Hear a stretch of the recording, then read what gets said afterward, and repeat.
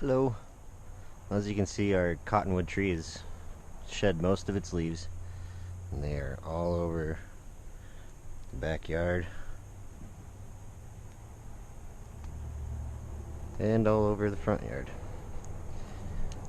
Well, when we moved in, we have a pine needle problem out front due to the neighbor's tree, but I bought this blower vac two-stroke combo off of Facebook Marketplace, and when I brought it home, like it started just fine, of course, when he was selling it to me. But when I brought it home, found out that someone had been inside of it previously and didn't put all the screws back in it, so the whole thing was really wobbly.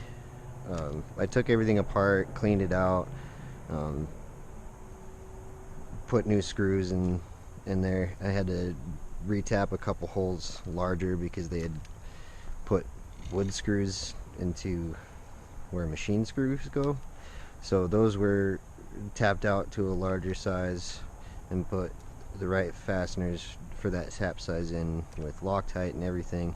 It'll, if I try real hard to start it, it'll run for maybe 5 minutes, and then it seems to overheat and just turn off, and then it won't start again. So we're not messing around with that today. Went out and picked up this electric one,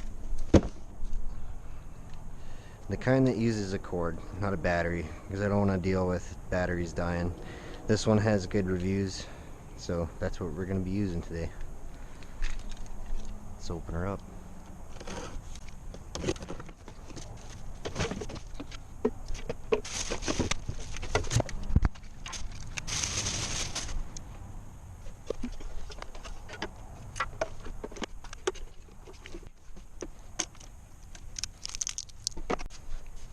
Well, there it is. Let's get to work.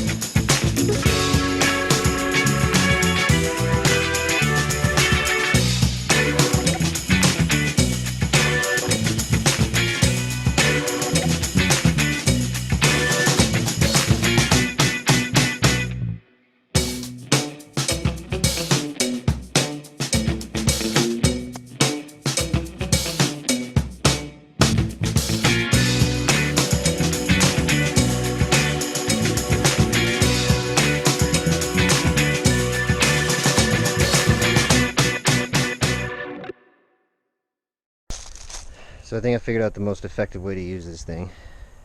You blow all the leaves into a pile, then you put on the vacuum attachments, and you lay it on the ground and turn it on, and then you force feed it leaves.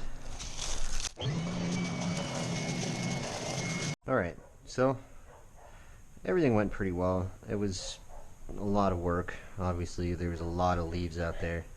I got everything off of the front half of the backyard, but didn't get to the rest before the wind picked up.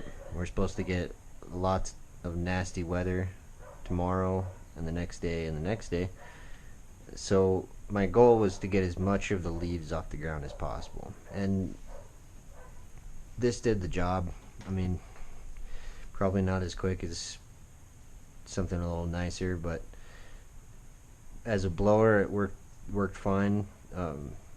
The blower attachment, this piece actually slides out from inside the larger piece, and I didn't figure that out until I had been using it for a while. So the airflow is kind of probably being constricted rather than focused by this, so it did work better once I got that figured out.